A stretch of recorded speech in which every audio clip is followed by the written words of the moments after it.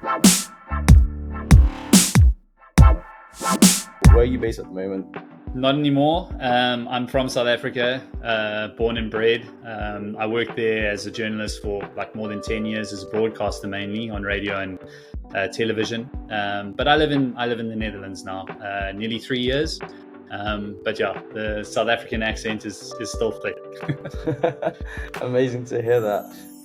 So we're gonna first start off by talking about your journey before you went into Web3, because I speak to a lot of journalists and managing editors, and it's kind of crazy how all of them sometimes didn't come from journalism at the very beginning. You did actually, so that's good. And you actually were covering sports. I could see that. I think you're an avid fan of rugby as well. So how did your career start in that? And then how did that transition into Web3 in general? Look, it's a long story, so I'll keep it very short. I studied at the University of Pretoria in South Africa, and I completed an honours degree in journalism. I went out and I started working at a community newspaper as my first job. I've always been passionate and like a big lover of sport, rugby in particular. I played at a fairly decent level in South Africa.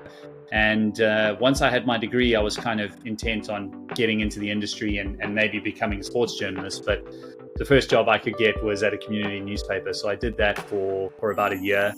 6 months into that, I managed to get a slot as a weekend sports reporter at East Coast Radio, which is one of the biggest commercial radio stations in South Africa. If you ask South Africans if they've been to Durban, they know what East Coast Radio is. And that's kind of how I got started as a sports journalist. I moved on to becoming a full-time rugby writer for a very well-known newspaper in South Africa as well. And that really set me on my journey, becoming a full-on like sports journalist and broadcaster.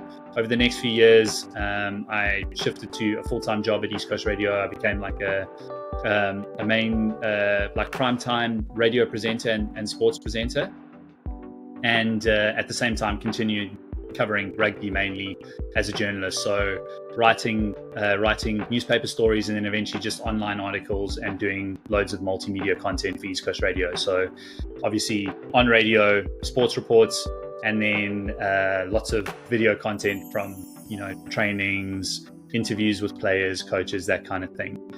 How I fell into like covering Web3 was sort of by chance. In 2017, one of my friends, who was also a rugby correspondent, started looking for some freelance work online.